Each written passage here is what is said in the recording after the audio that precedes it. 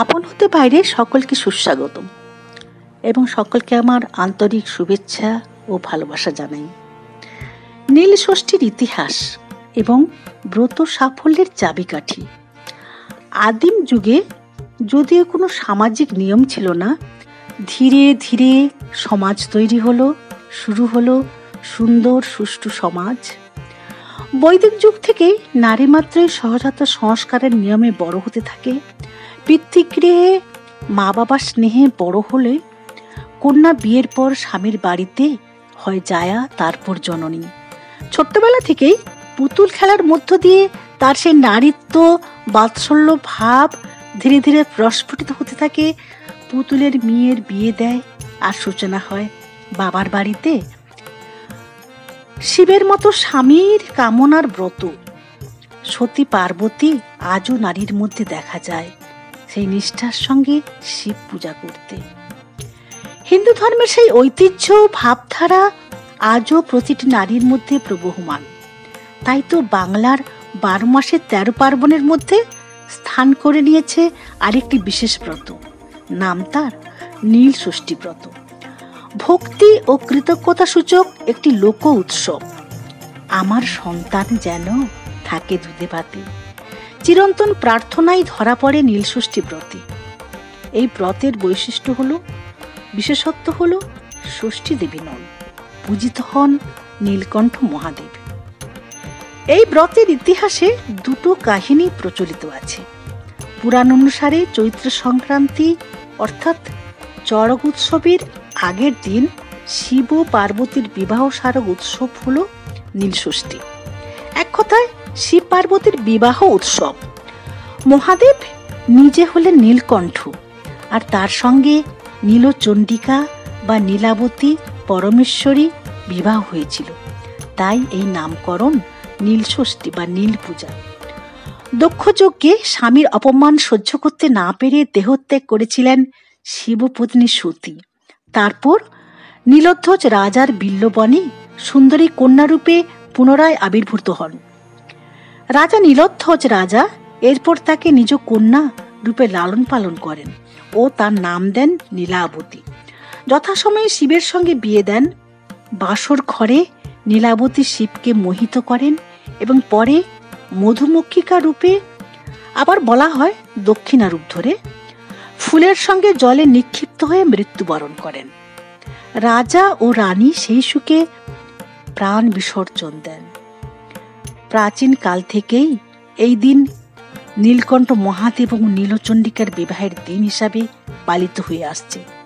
অনেক পরে এই নীল ষষ্ঠীতে সন্তানের মঙ্গল কামনা করে উপবাস থাকার প্রথা শুরু হয়।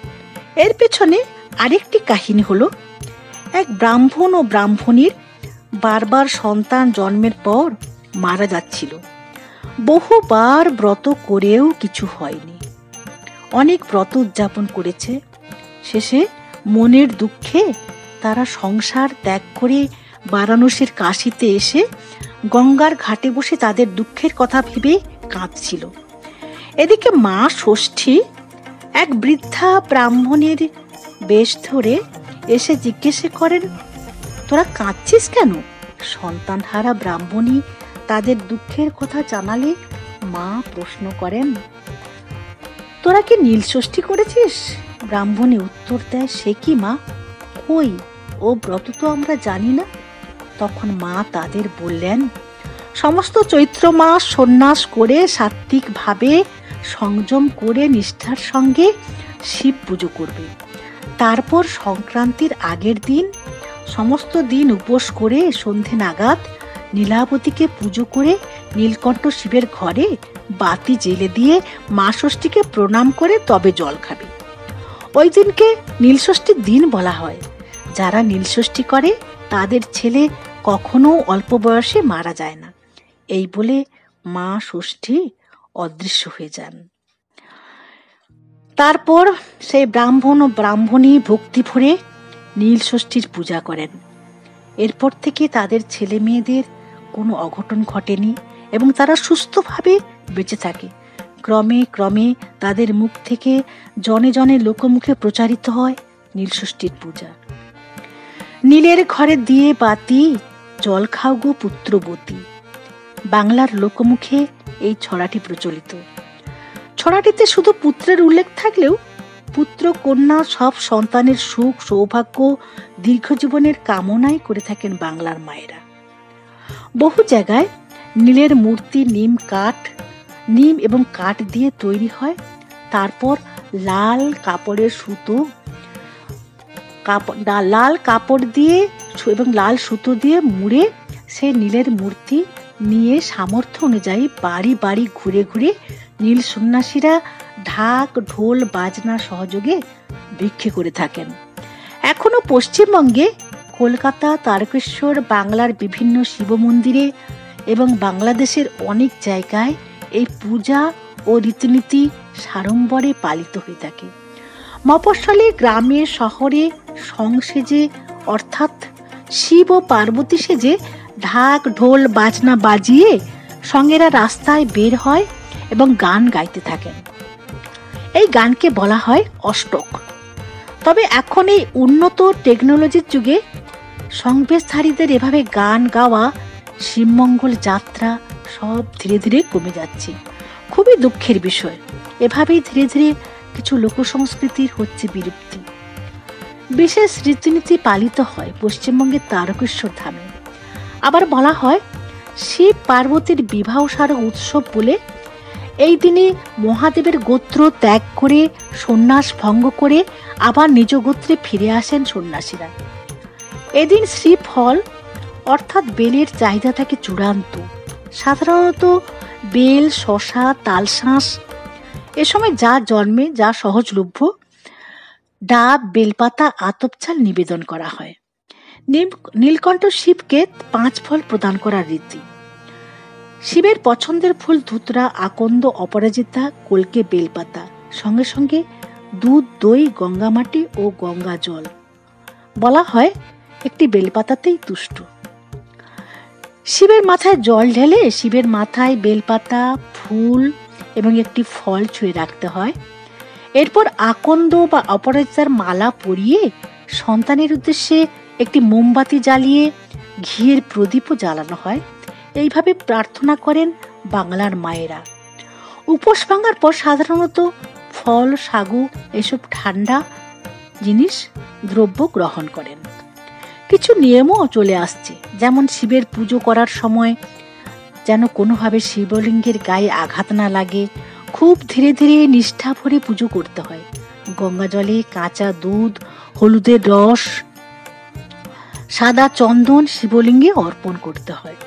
সম্ভব হলে ওই দিন ছোট্ট একটা ত্রিশূলের লকেট সাদা চন্দন দিয়ে একটি পাত্রে রেখে যে কোনো 108টি সাদা ফুল 108 বার ওম নমঃ শিবায় বলে ত্রিশূলের লকেটের উপর দিতে হয়। তারপর ওই লকেটটি শিবের মাথায় ছুঁয়ে সন্তানের গলায় পরাতে হয়। মানা হয় যে ওই শিবের প্রিয় ত্রিশূল সন্তানের রক্ষা কবচ। যতটা সম্ভব ওই দিন ঠান্ডা খাবার খেতে হয় এবং খুব সংযম শুদ্ধ হয়ে ব্রত উদযাপন করতে হয়। নীলষষ্ঠীর মাহাত্ম্য এই যে নীলকণ্ঠ শিব ও নীলচণ্ডিকা এবং মা ষষ্ঠীর কৃপা লাভ হয়, তার প্রভাবে সন্তানের কল্যাণ এমনকি সন্তান লাভের সমস্ত বাধা দূর হয়।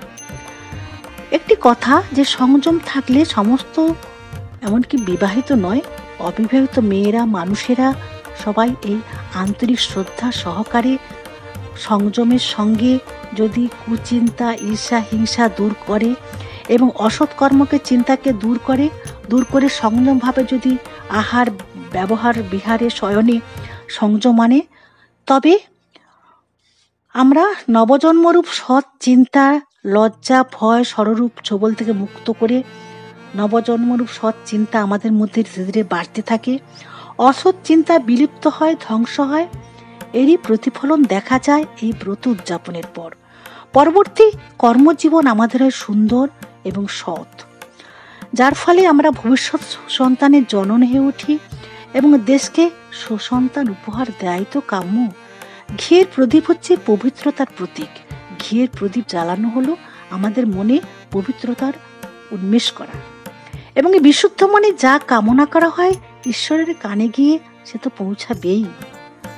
ভালো কিছু ব্যতিক্রম এসে ভুল হলেই আমরা যে অসংযমী হয়ে পড়ি, তাহলে ভালো কাজও অনেক কিছু নষ্ট হয়ে যায়। তাই সৎ কর্ম, সৎ চিন্তা দিয়ে আমাদের শুদ্ধ হয়ে উঠতে হবে এবং দিনে দিনে পবিত্র হয়ে উঠতে হবে। এই আশা রেখেই ব্রত উদযাপন করতে হবে এবং করব এবং করি। ততক্ষণ আমরা সবাই সুস্থ থাকি, সুন্দর থাকি।